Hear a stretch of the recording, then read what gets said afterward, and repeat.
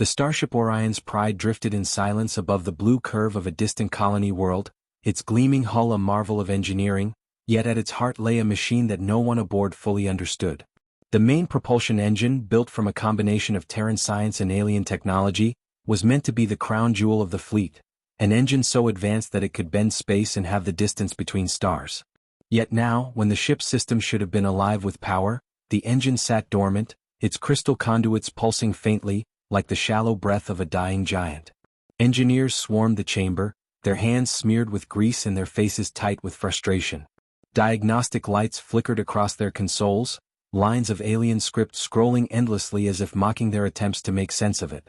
Commander Ralden barked orders, his voice hoarse from hours of shouting, but each new test ended the same way. The engine hummed weakly, then fell silent, like a heart refusing to beat. The pride of the fleet was reduced to a floating hulk. Rumors spread quickly through the crew. Some whispered that the engine was cursed, that humans were never meant to merge their craft with alien designs. Others believed sabotage was at play, that spies had planted hidden flaws no human eye could catch. Tensions rose as the ship remained stranded, every attempt at repair failing more spectacularly than the last. The captain tried to calm them, but fear gnawed at the corridors. If the Orion's Pride could not move, it could not defend itself. Worse still, the ship was not alone in the sector. Distant scanners had picked up signatures of marauder fleets prowling the trade lanes. Time was running out. Admiral Terran arrived aboard the ship on the third day of the crisis. His reputation was one of stern brilliance, a man who had led countless campaigns and who demanded perfection. When he stepped into the engine chamber, the officers snapped to attention, but their eyes betrayed exhaustion. Terran did not waste words. He studied the glowing veins of the machine, the trembling engineers, the endless readouts flashing error codes. His silence was heavier than his commands. At last he spoke, "You've treated this engine as if it were a problem to solve with equations. But machines are more than numbers. This one was built by minds that do not think like ours." His words unsettled them, for what did it mean to treat a machine as more than metal and circuits? Yet the Admiral's gaze remained fixed on the core, where alien crystal and human alloy fused in patterns too elegant to be coincidence. "Perhaps the answer is not in complexity," he murmured, "but in simplicity." He dismissed the engineers with a gesture, though many protested. They were the best minds the fleet had. If they could not fix it, who could? But Terran had already made his decision. He opened a secure channel and called someone few aboard had ever heard of. Her name was Mara, a woman from a forgotten mining colony with no formal rank, no technical degree and no reputation in military circles. To the engineers the idea was absurd. What could an ordinary woman accomplish where they had failed? Yet the Admiral's command was absolute. A shuttle was dispatched and within hours she stood in the hangar bay, her clothes simple, her hands calloused from years of manual labor. She looked entirely out of place amidst the polished steel and the gleaming uniforms. Whispers followed her as she was escorted to the engine chamber, the crew eyeing her with skepticism and thinly veiled disdain. But Admiral Terran walked at her side, and no one dared question his authority aloud. Mara entered the chamber slowly, her eyes scanning the machine not as a puzzle of science but as something alive. While others saw only circuits and conduits, she saw patterns, rhythms, and lines that seemed to breathe with intent. She did not touch the consoles or the blinking lights. Instead, she placed her palm gently against the cold metal casing, closing her eyes. The engineers exchanged incredulous looks. This was foolishness, a child's game, but the Admiral simply watched, arms folded as if he had expected nothing less. Mara whispered softly, though no one could hear her words. Perhaps they were prayers, or perhaps they were simply thoughts given voice. Slowly, she walked around the engine, tracing its contours with her fingertips, pausing when she felt a faint vibration beneath her skin. When she finally opened her eyes, she spoke with quiet certainty, "You've been listening to the wrong language. This machine isn't silent. It's speaking, you just don't know how to hear it." Her words struck the room like a spark. For the first time in days, the Admiral allowed himself a small smile. He knew then that the tide had shifted. The room grew tense as Mara's words lingered in the air, daring to suggest that the engineers, the finest specialists the fleet had assembled, had misunderstood the very foundation of the machine they had been trying to master. Some scoffed under their breath, muttering about superstition and nonsense, while others clenched their jaws in quiet frustration. Commander Ralden could not restrain himself. "With all due respect, Admiral," he said stiffly, "this woman is no engineer. We've run diagnostics, we've mapped every circuit, We've analyzed the crystal structures atom by atom. The engine is broken. Whatever she thinks she hears is her imagination. Admiral Terran turned his gaze on him, a stare that had silenced battle-hardened officers in the past. And yet, he replied calmly, all your brilliance has brought us nothing but failure. The chamber fell quiet again. Mara did not flinch under their skepticism. She simply walked closer to the glowing crystalline heart of the engine, her eyes reflecting its faint blue shimmer. Machines don't break the way you think, she murmured. They break because they're misunderstood, mistreated, or forced into patterns they weren't meant to follow. She glanced at the Admiral, then at the gathered engineers. You treat this engine like a machine. But to those who built it, it was something more. It's not a puzzle of logic, it's a conversation waiting for someone patient enough to listen. Her words unsettled the group, yet the Admiral nodded for her to continue. Mara asked for silence and reluctantly the room obliged. She crouched near the base of the machine, listening to the faint vibrations echoing through the deck plating. Unlike the others, she didn't check consoles or demand data feeds. She closed her eyes again and allowed the sounds to flow through her, humming softly under her breath, matching her tone to the distant pulse. At first, it seemed ridiculous, even laughable, but then something changed. The faint glow of the crystal conduits flickered brighter, responding to her rhythm as though her hum had aligned with some hidden frequency. The engineers gasped, disbelief flooding their faces.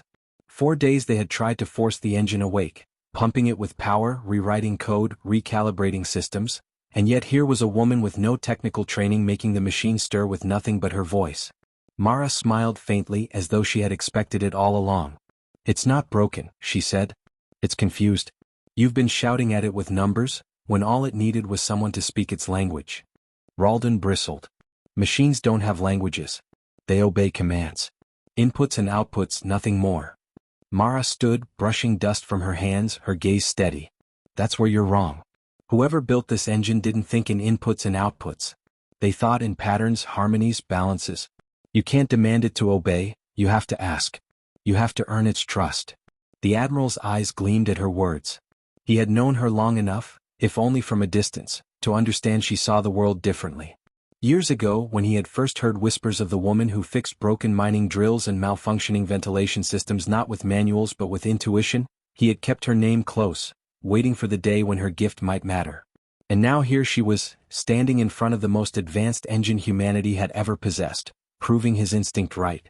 Mara then requested something bold, that all power conduits be rerouted through manual control, bypassing the automated systems the engineers had relied on. The request shocked them. To strip away layers of safety and precision felt reckless. That's impossible, one of the technicians argued. The engine will overload without regulation. Mara shook her head. It doesn't want regulation, it wants resonance. You've been choking it with restrictions, trying to bend it to human logic. Let it breathe. The Admiral raised his hand, silencing the protests. Do as she says. Reluctantly, the engineers complied, muttering bitterly as they reconfigured the power channels. Slowly, the steady hum of the engine chamber changed. The low thrum deepened into a steady beat, like the slow rhythm of a sleeping heart finding its strength again. The crystal veins glowed brighter, casting long shadows across the chamber, illuminating every doubtful face. As the ship trembled faintly under the awakening power, Mara stepped back, her expression calm, almost serene. The Admiral studied her closely, fascinated by the contrast between her simplicity and the impossible complexity of the engine she had coaxed back to life. How did you know? He asked finally. Mara looked at him, her eyes gentle but firm. Because machines, like people, only break when they're forced to be something they're not. This engine was never meant to be commanded, it was meant to be partnered with. I didn't fix it. I just reminded it what it was. The Admiral allowed himself a rare smile. He could already sense the disbelief and unease in his officers, but also something else, hope. For the first time since the crisis began, the engine was stirring, and though it wasn't yet at full strength, it was no longer silent. The impossible had begun to shift into the possible. Yet even as the engine pulsed with new life, Mara warned them. This is only the beginning. You've woken it, yes, but it's still wary. If you try to force it again, it will shut itself down. You need to learn how to speak to it, how to earn its trust. Otherwise, you'll end up stranded once more. The Admiral nodded gravely, understanding the weight of her words. For all their science, for all their military power, the ship's survival now depended not on command or expertise, but on the patience and intuition of a simple woman who saw beyond numbers and wires. Around them the engineers watched, some seething, others humbled, all of them aware that their world had just shifted. For if Mara was right, then the future of star travel itself would not belong solely to scholars and scientists. It would belong to those rare few who could listen where others only demanded. The next hours aboard the Orion's Pride were filled with a strange mixture of tension and awe. Word spread quickly through the corridors that the engine had stirred, its silent core finally pulsing with faint life after days of despair. Crew members who had begun preparing escape protocols now lingered in the hallways, whispering rumors of the simple woman the Admiral had brought aboard. Some laughed, dismissing it as fantasy, while others clung to the story as though it were a lifeline. After all, every officer, technician, and engineer had failed, and now this untrained outsider had succeeded where they could not. In the engine chamber, the atmosphere had shifted from outright hostility to reluctant curiosity. Engineers who had once dismissed Mara outright now watched her every movement, not with respect but with the unease of those who sense their knowledge is being challenged by something they cannot explain. Mara ignored their stares. She had no interest in proving herself to anyone. Her focus remained fixed on the engine, walking slow circles around its glowing crystal veins, listening to its changing rhythms. Each pulse of light, each vibration beneath her feet seemed to carry meaning. To her, the machine was less a puzzle of parts and more a song trying to be heard. She hummed under her breath again, adjusting her tone as the glow shifted, and slowly the rhythm steadied. It was like coaxing a frightened animal out of hiding. No sudden movements, no demands, only patience. Admiral Tehran observed her closely, and though his expression remained stern, inside he marveled. He had commanded fleets, toppled enemies, and negotiated with alien dignitaries, but this woman, barefoot in spirit if not in form, was doing something none of his armies could achieve. She was bridging the gap between human will and alien design with nothing but trust. Commander Ralden still could not stomach it. He leaned toward the Admiral and hissed in a low voice, "This is dangerous. If she missteps, the engine could overload, tear a hole through the hull, or worse, trigger a cascade collapse. We should shut it down, restrain her before she does something catastrophic." The Admiral's reply was calm but sharp. "If I restrain anyone, Commander, it will be you. She has accomplished more in an hour than you have in 3 days. You will observe and you will learn." Ralden bit back his anger, though his pride burned hot. He had spent his life mastering technology, earning ranks, leading teams, and now he was being told to learn from a woman who, to him, had no right to stand in this chamber. But he said nothing more, for the Admiral's authority was absolute. Mara eventually requested a dimming of the chamber lights. The engineers hesitated, but at the Admiral's nod, they complied. Darkness fell across the chamber, leaving only the soft glow of the engine's crystalline core. In that quiet dimness, Mara placed both hands gently against the surface and closed her eyes. The engine responded, its light pulsing brighter, spreading across the conduits like veins igniting with life. Gasps filled the chamber as the hum grew deeper, steadier, vibrating through the deck plates in harmony with Mara's breathing. It was as if she had woven herself into the heartbeat of the machine. When she finally stepped back, the glow held steady, stronger than it had been since the ship had launched. "It's listening now," she said softly. "But it's still wary. It needs to know you'll stop shouting at it." An engineer, a young woman named Vela, finally broke the silence. "How do we stop shouting?" Her voice was timid, almost ashamed. Mara turned to her, offering a gentle smile. "You start by listening. Stop treating it as a tool and start treating it as a partner. You've been trying to dominate it with equations, forcing it into patterns that don't belong to it. You need to meet it halfway. To let it teach you how it wants to move." Vela nodded slowly, her face lit with both wonder and confusion. She didn't understand completely, but something about Mara's words resonated. For the first time, a member of the engineering team wasn't resisting her, but reaching for the strange truth she carried. The Admiral seized on that moment. "You've all been trained to see machines as things to be controlled. But if this woman is right, then we stand on the edge of a new understanding, one that could change not just the ship, but the future of every fleet we send into the stars." His voice carried authority, and though many still doubted, none could deny the engine's growing strength. The Orion's Pride, once a lifeless husk, was stirring under Mara's hands. "You will listen to her," the Admiral commanded. "You will learn what she knows, however foreign it seems. And you will not let pride blind you." Yet Mara shook her head gently. "You can't learn this the way you learn equations or manuals. It isn't about knowledge. It's about presence, patience, humility. You can't demand understanding, You have to earn it. Her words settled uneasily in the chamber, because humility was the one thing the fleet was not built upon. It was built on discipline, command, and control. To embrace humility before a machine felt like weakness to men like Ralden.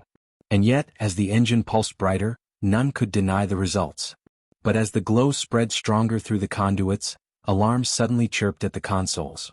The engineers rushed forward, reading the data streams. "Energy surge," one shouted. "The core is amplifying output beyond safe parameters." The room erupted into chaos, some calling for a shutdown, others scrambling to stabilize the readings. Ralden seized the moment, barking, "Shut it down now before it destroys us." But Mara's voice cut through the noise, firm and steady. "No. Don't smother it again. It's not surging out of control, it's stretching. It's trying to remember how to breathe." The Admiral raised his hand again, silencing the panic. He looked at Mara, weighing her calm against the fear clawing at his officers. For a heartbeat, the fate of the Orion's pride hung in his decision. Then he nodded. "Let it breathe." The alarms wailed, the conduits blazed brighter, and the ship itself shuddered as if waking from a long dreamless sleep. Mara closed her eyes and whispered, "That's it. Trust it. Trust yourself." The deck trembled as the Orion's pride roared back to life, its dormant heart beating with a strength that sent vibrations through every corridor. Crew members across the ship clutched the walls, startled by the sudden surge. For 3 days they had lived aboard a crippled vessel, stranded in orbit, their faith draining with each failed attempt to rouse the alien engine. Now for the first time they felt the ship alive beneath their feet. Hope, sharp and disbelieving, rippled through them like electricity. In the engine chamber, however, the mood was far more complicated. The conduits blazed with light, their crystalline lattices pulsing in waves that washed over the chamber in eerie beauty. Consoles shrieked warnings of unstable energy spikes, their screens awash with red. Engineers scrambled to interpret the readings, their training telling them this was danger, chaos, something that needed to be shut down immediately. Yet Mara stood calm at the center, her palms resting lightly on the engine's casing, her breathing in rhythm with the rising hum. To her, it was not chaos but awakening, the natural surge of something vast remembering its own power after being silenced for too long. Admiral Terran's eyes never left her. He saw the tension in his officers, the struggle between fear and awe, and he knew one wrong decision could doom them all. "Report," he barked. Vela, the young engineer who had been first to soften toward Mara's perspective, hesitated as she read the data streams. "Admiral, the core's energy is climbing but it's not destabilizing. The patterns are balanced, almost like harmonics." She frowned, realizing the words sounded absurd even as she spoke them. Ralden cut her off sharply. "Nonsense. It's a runaway reaction. Shut it down before it tears itself apart." But Terran silenced him with a glare. He turned instead to Mara. "What happens next?" She met his eyes without flinching. "If you smother it now, it will shut itself down again and this time it won't wake. Let it stretch, let it find its rhythm. Trust it." The Admiral's jaw tightened, but he nodded once. "Very well. Hold steady."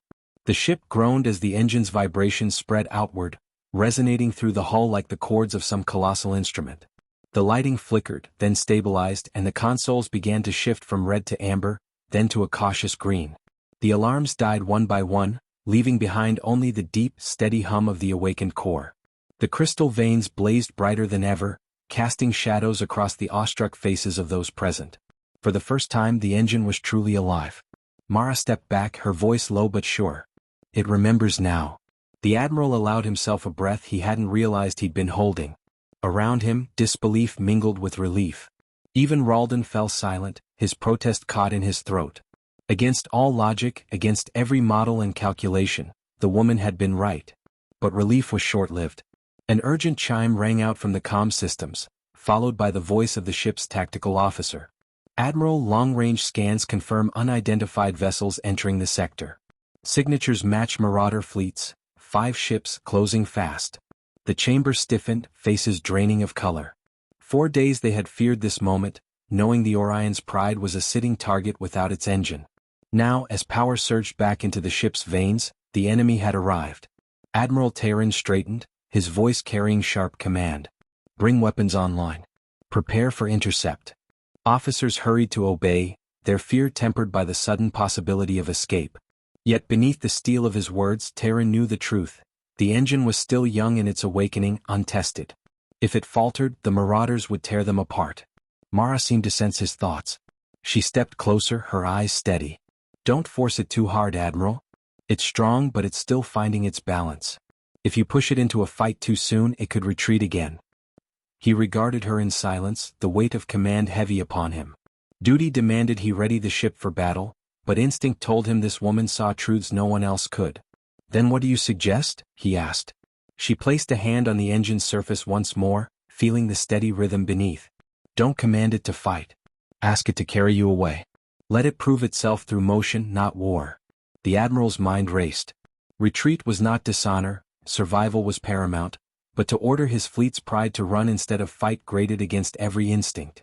Yet looking into Mara's calm eyes, he realized that this was not weakness. It was wisdom. He gave his orders with firm clarity. Plot a course out of the system. Full speed once the core stabilizes. Gasps rippled through the chamber, some officers shocked that he would order retreat before a single shot was fired. But none dared challenge him aloud. Outside, the marauders drew closer, their ships like shadows on the edge of the void. Inside, the Orion's pride shuddered. Once more as power coursed through its engines, the first true surge of thrust vibrating against the hull. For the crew, it was a moment of rebirth. The ship, silent and helpless for days, now stirred with purpose. For Mara, it was confirmation that trust, not dominance, had been the key all along. The ship began to move. Slowly at first, like a beast waking from slumber, then with growing strength, tearing free of the orbit that had held it prisoner. Alarms flared again, not of danger this time but of acceleration, faster than any engineer would have dared believe possible.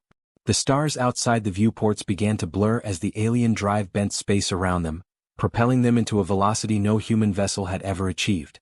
Gasps and cheers erupted across the ship as they surged forward, leaving the marauder fleet scrambling to keep up. Within minutes, the pursuers were little more than faint echoes on the scanners, struggling to match the impossible speed of the Orion's pride.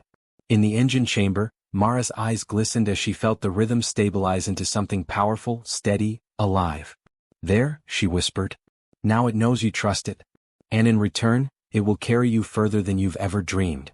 The Admiral, standing tall amidst his humbled officers, inclined his head slightly to her. Then you've not only saved this ship, Mara. You may have just changed the future of our entire fleet. She said nothing in return, only rested her hand once more on the glowing surface of the engine, listening as its heartbeat joined with her own. The escape was nothing short of miraculous. Within minutes of Mara's guidance, the Orion's pride had surged beyond the reach of the marauder fleet, slipping into the vastness of space with a velocity no human vessel had ever achieved. Relief swept through the crew like a storm, cheers breaking out across the bridge as the threat faded behind them. Yet beneath the jubilation lay unease. Victory had not come through the precision of the engineers or the discipline of the officers, but through the intuition of an outsider, someone who defied everything the fleet stood for. As the ship steadied into its new course, the question began to ripple through the ranks. What did this mean for them, for their training, for their very place in the order of things? Admiral Taran could see it in their eyes as he walked the corridors, the mixture of gratitude, doubt, and wounded pride. Some bowed their heads in respect as he passed, others avoided his gaze altogether, their whispers cutting like blades. A miner's daughter saved us, one voice muttered bitterly. What does that make us? Mara, for her part, seemed untouched by their stares. She moved quietly through the ship, her presence simple, almost humble. She accepted no praise, demanded no recognition. When crew members confronted her with skepticism or veiled hostility, she merely smiled as if their opinions were leaves in the wind. Her attention remained always with the engine, listening to its hum, tracing its vibrations through the deck as though following the heartbeat of a friend. To her, the Orion's pride was not just a ship but a living companion, and she treated it with the kind of gentle patience that unsettled the engineers more than any triumph. For them, it was unbearable to see their years of study eclipsed by a woman with no technical language, who spoke instead of trust and harmony. Commander Ralden's resentment only deepened. To him, Mara was not a savior but a threat. Every moment she spent in the engine chamber felt like an insult to his authority, a reminder that his expertise had been judged inadequate. In private, he gathered the most loyal of his team, whispering his doubts. This isn't engineering, he hissed. It's witchcraft. She doesn't understand the danger of what she's doing. She's tampering with forces she can't control, and when it collapses, we'll all pay the price. Some nodded, others hesitated, but Ralden's conviction was clear. He began drafting reports, intending to submit them to Fleet Command, painting Mara as a reckless liability who had manipulated the Admiral in a moment of crisis. But even as he plotted, he could not shake the memory of the engine's glow responding to her touch, the ship's miraculous escape. The truth gnawed at him, sharpening his anger into obsession. Admiral Terran, however, saw things differently. In his quarters he studied the mission logs, replaying sensor data of the engine's awakening. The patterns, once dismissed as erratic surges, now revealed an elegance he could not ignore, waves of energy aligning in harmonics, just as Mara had described. For years, the fleet had sought to harness alien technology by bending it into human frameworks. Perhaps he realized they had been wrong all along. Perhaps the key was not mastery but partnership. The thought unsettled him. It meant rethinking decades of doctrine, challenging every assumption the fleet was built upon. Yet when he closed his eyes he could still hear Mara's calm voice, see the certainty in her eyes. She had seen what none of them could, and the ship had answered her. That was not chance, it was truth. Meanwhile, life aboard the Orion's Pride began to change subtly. Engineers, once dismissive, now found themselves shadowing Mara, watching how she listened to the engine's rhythms. Some, like Vela, even dared to mimic her patience, humming softly near the conduits, adjusting settings not by data alone but by instinct. To their astonishment, the engine responded, stabilizing more smoothly than through calculations alone. Quietly, a divide grew within the engineering team. Those willing to learn from Mara's strange methods and those, like Ralden, who saw it as a dangerous betrayal of science. The tension grew sharper with each passing day, as if the crew itself mirrored the dual nature of the engine, caught between two languages, two ways of being. Mara remained unaware or perhaps uninterested in the politics swirling around her. She spent her nights alone in the chamber, sitting cross-legged on the deck, eyes closed, listening to the ship's hum as though it were a lullaby. Sometimes she whispered to it softly, words no one else could hear. Other times she simply sat in silence, her breathing steady, her presence calm. To the crew who stumbled upon her in those quiet hours, it was an eerie sight. This simple woman communing with their most advanced machine as though it were a child or a friend. Yet even the most skeptical could not deny the results. The ship ran smoother, faster, more efficiently than it ever had before. Systems that had once been unstable now flowed with seamless power. The Orion's Pride was no longer just operational, it was thriving. But harmony did not erase danger. The marauders had not given up. Reports flowed in from scouts and colonies. Raids on trade lanes, ships vanishing, whispers of alliances forming among the pirate clans. It was only a matter of time before the Orion's Pride was targeted again. Admiral Terran knew this, and he also knew the fleet would soon demand answers. How had the ship survived when it should have been crippled? How had its engine come alive when all technical reports had declared it inert? The truth could not be hidden forever. Fleet Command would demand an explanation, and what would he tell them? That salvation had come not from science, not from discipline, but from a miner's daughter who listened to machines like one might listen to the wind? He could already hear their laughter, their scorn. And yet, deep down he also knew, laughter would not erase the truth. Mara had awakened something larger than one ship. She had awakened a possibility that could alter the future of humanity among the stars. For now, though, he kept his silence. He watched her from a distance, studying the ease with which she moved among the conduits, the quiet certainty in her presence. Part of him wondered if she even understood what she had done, how monumental her actions truly were. But when he asked her, she only shook her head. "I didn't do anything," she said softly. "The ship saved itself. I just helped it remember how." And in that moment, Admiral Terran realized the truth that unsettled him most of all. She wasn't just saving a machine. She was teaching humanity itself to remember something it had forgotten: how to listen. The Orion's Pride traveled through the void with a grace no human vessel had ever achieved before. Its alien drive no longer sputtered or resisted, but flowed with energy like a river set free from its dam. Yet with stability came scrutiny. Fleet Command's inquiries grew sharper each day, messages arriving through encrypted channels demanding detailed reports of the crisis and its resolution. Admiral Terran answered carefully, offering data streams, power output charts, and navigational logs, but he withheld the truth of Mara's role. He knew that if Command learned the fleet's most prized ship had been saved not by its engineers but by an unranked outsider, they would descend with fury, stripping him of authority and perhaps dismantling the engine in misguided attempts to control it. Still, secrets had a way of slipping into the open, and whispers spread among the crew. Already, some officers had written private reports of their own, veiled accounts of what had truly transpired. Terran suspected Ralden's hand behind them, his resentment too sharp to remain silent. It was only a matter of time before the storm broke. Mara herself seemed untouched by the political weight gathering around her. She continued her quiet routines, spending hours in the engine chamber, treating the great machine not as a weapon or a marvel but as a companion. She listened to its hums, adjusted its rhythms with soft touches, and reassured nervous engineers who dared to trust her methods. Yet even she began to notice the change in atmosphere. Crew members who had once nodded politely now turned away, their respect hardening into suspicion. Some whispered of witchcraft, others of dangerous superstition infecting the fleet. The word fraud appeared on more than one set of lips. Mara met it all with quiet patience, but even she could feel the walls closing in. The breaking point came when the Orion's Pride rendezvoused with the Valiant Horizon, another flagship of the fleet. A high-ranking delegation boarded, led by Admiral Sarek, a man known for his rigid adherence to doctrine. Sarek carried himself with the weight of fleet command behind him, his eyes sharp as blades as he inspected every corner of the ship.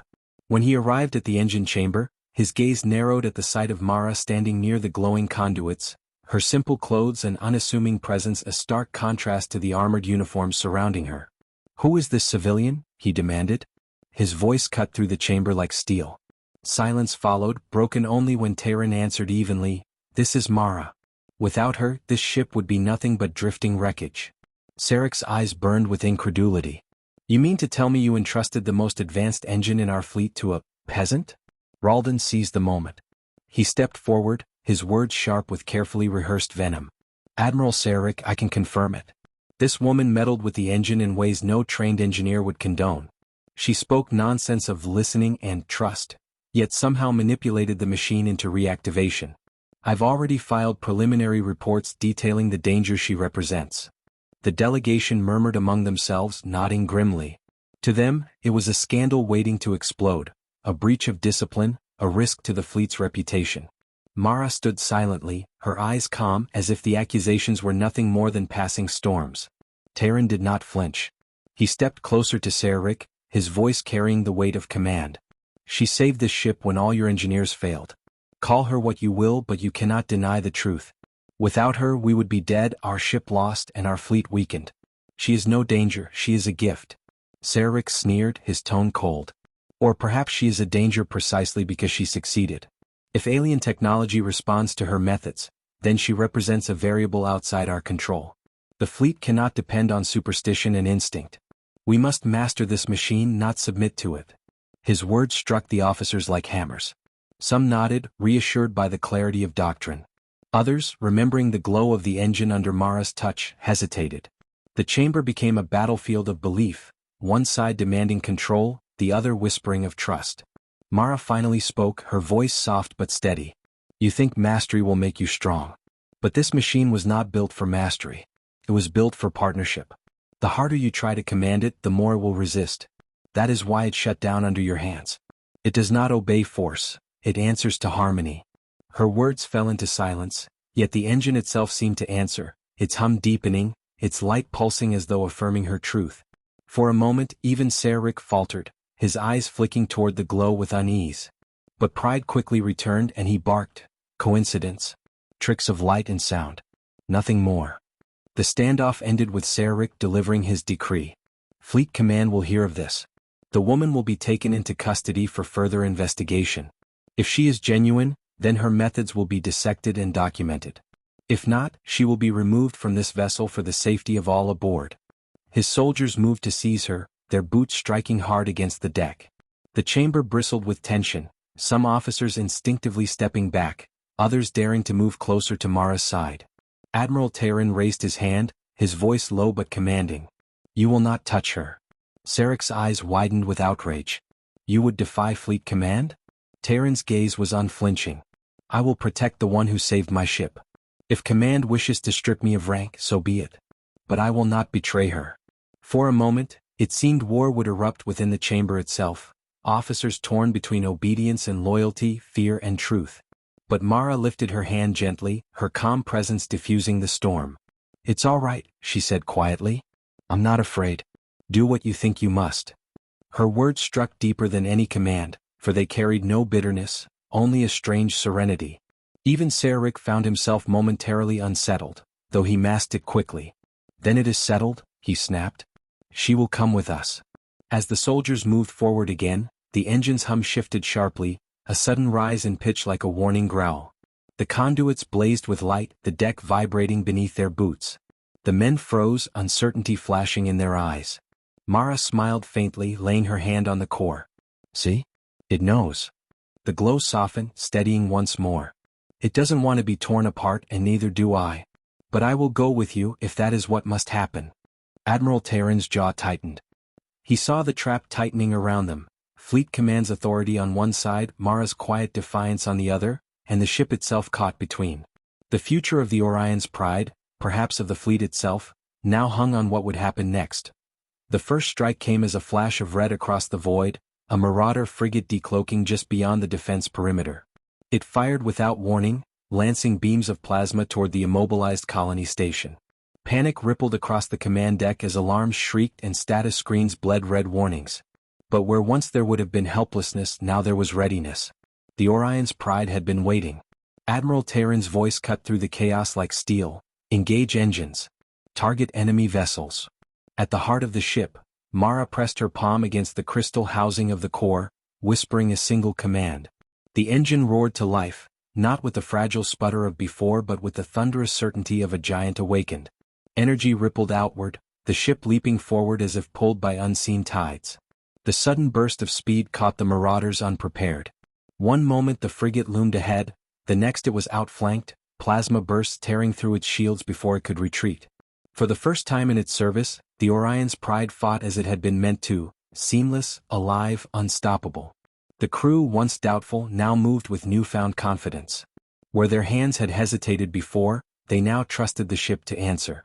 Weapons locked with uncanny precision, targeting systems no longer stumbling but flowing as though guided by instinct. Mara remained in the engine chamber, her presence steady, her hand never leaving the crystal as though she were the bridge between the ship and its human operators. She didn't shout or command, she simply listened, adjusting when the hum deepened or when the core seemed to strain.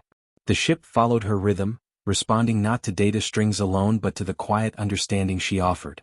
One Marauder ship fell, then another. Wreckage glittered in the void, scattering like shattered glass across the Black Sea. Yet the enemy was not finished. Larger vessels decloaked, their outlines jagged and cruel, predators built to devour colonies whole. The bridge officers stiffened, for even with the engine awake, they faced numbers that would test any fleet. Admiral Terran did not flinch. He turned to the comms officer. "Open a channel to the colony defense grid." His orders rippled outward, summoning the small militia ships that had once been deemed useless against Marauder strength. With the Orion's pride at the center, they no longer fought as prey. They fought as part of a living storm. Mara's voice echoed faintly through the intercom from the engine chamber. "The ship wants to protect them. Trust it." To the hardened officers of the fleet, her words should have sounded like nonsense. And yet, in that moment, none of them doubted. The colony's vessels joined formation, their paths guided by the pride's maneuvers, weaving through enemy fire as though carried by invisible threads. Plasma bolts that once found their mark now missed by hair's breadths. Torpedoes were intercepted by counterfire timed with uncanny perfection. It was as if the Orion's pride was not a warship but a conductor, orchestrating a symphony of survival. But the Marauders pressed harder, their flagship emerging from the shadows, a behemoth of metal bristling with cannons, dwarfing even the colony it sought to devour. Its arrival cast a shadow over the battle, draining the breath from the defenders. Shields flared and cracked under the pressure of its opening salvos, the smaller militia ships scattering to avoid destruction. For a heartbeat, despair threatened to take root again. But the Admiral's voice, calm and resolute, anchored them. "We have what they do not. We have unity." His words were not empty bravado. The ship thrummed beneath Mara's hand, a vibration deep and resonant, as if acknowledging the truth of his statement. She felt its strength gather, a tide rising within the core. For the first time she dared to push, not simply listening but guiding. She whispered in a language no one else knew, a blend of human tone and alien cadence, and the engine responded. Power surged through the pride, a blaze of light erupting across its hull. The ship moved faster than physics should have allowed, slipping between the Marauder flagship's firing arcs as though time itself bent around it. Beams that should have cut it in half struck only empty space.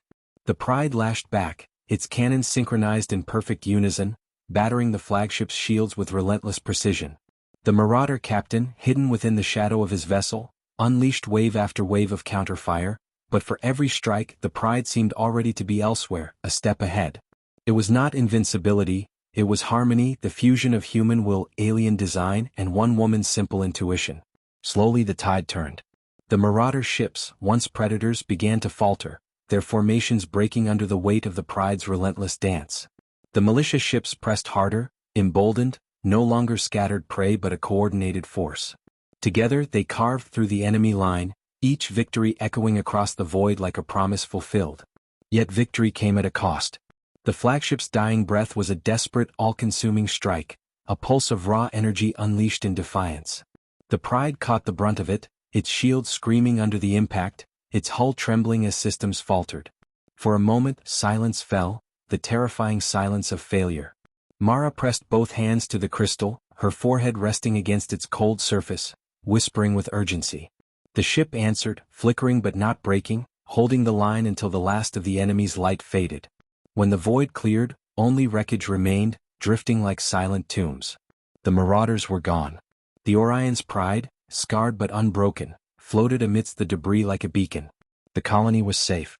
On the bridge, officers slumped in exhaustion, tears mixing with laughter as relief swept through the crew. Admiral Terran allowed himself a long breath, his gaze softening as he turned toward the comms channel linked to the engine chamber. "Well done, Mara," he said quietly, though his voice carried the weight of history. For in that battle, something greater than survival had been proven. A simple woman had turned the most complex engine in the galaxy into the heart of salvation. When dawn finally rose over the battered colony, its light was not the pale glow of a single sun but the shimmer of new hope reflected from torn hulls and fractured steel. The debris of Marauder ships drifted quietly in orbit, silent memorials to a battle that had nearly erased an entire world. Yet against all odds the colony still stood, scarred but alive. Families who had huddled in bunkers emerged into the weak light, blinking at a sky that promised survival. On the command deck of the Orion's Pride, there was no celebration in the traditional sense. There was only silence, the kind that comes when warriors realize they have not only survived but changed the very course of their destiny. Admiral Terran looked out the viewport, watching the colonists gather below, his hands clasped behind his back. "We stood where no one else could," he murmured. "Not because we were stronger but because we believed." His officers nodded, though their eyes often strayed to the engine chamber doors. For they all knew the truth, victory had not come from steel or strategy alone. It had come from the quiet woman who had given voice to the Pride. Mara emerged at last, her steps slow, her face pale from exhaustion. She had not left the crystal core for hours, not since the final desperate moments when the ship had nearly shattered beneath the flagship's strike. Every nerve in her body hummed with echoes of the energy she had channeled. Yet her eyes were calm, even luminous. She did not see herself as a savior. She saw only the faces of those who had survived, the mothers clutching children, the engineers patching broken pipes, the militia pilots limping their ships home. As she stepped onto the bridge, a hush fell over the crew. For a moment she seemed uncomfortable under their gaze, fidgeting as though she wished to disappear. Admiral Terran broke the silence with a slow, deliberate salute. "Mara of the engine," he said, his voice carrying both respect and awe. "The colony lives because of you." The crew followed his gesture, saluting not as soldiers to a superior but as people honoring someone who had given them back their future. Mara flushed, shaking her head, whispering only, "It was the ship. I only listened." Her humility became legend faster than she realized. Word spread across the colony of the battle, of how the Orion's Pride had awakened under her care and danced through fire as though guided by destiny. Stories grew in the telling. Some said she spoke to the ship in songs no human tongue could shape, others swore she was chosen by the builders who had crafted the Pride's mysterious core. To Mara such tales felt distant, unreal. She knew the truth was simpler, quieter, that the ship had been waiting for someone to treat it not as a tool but as a partner. Still, she accepted the gratitude that came her way, even if she never believed herself worthy of it. When the colony rebuilt, her name was etched alongside those of fallen defenders, not as a soldier but as something rarer, the listener who gave voice to a silent engine. Weeks turned to months and the colony began to heal. Where scorched walls had stood, gardens were planted. Children once silenced by fear laughed again beneath rebuilt domes. The militia, once ragtag, grew into a trained defense fleet, their confidence no longer broken by marauder shadows. And at the heart of it all, the Orion's pride remained, no longer a forgotten relic but the colony's shield and symbol. Mara often returned to the engine chamber, not as duty but as devotion. She would sit beside the crystal, her hand resting lightly against its surface, listening to its quiet hum. Sometimes she spoke, sometimes she simply breathed with it the way one sits beside a friend. The crew respected her space, understanding that whatever bond existed between her and the ship was beyond their comprehension. They no longer asked if she controlled it.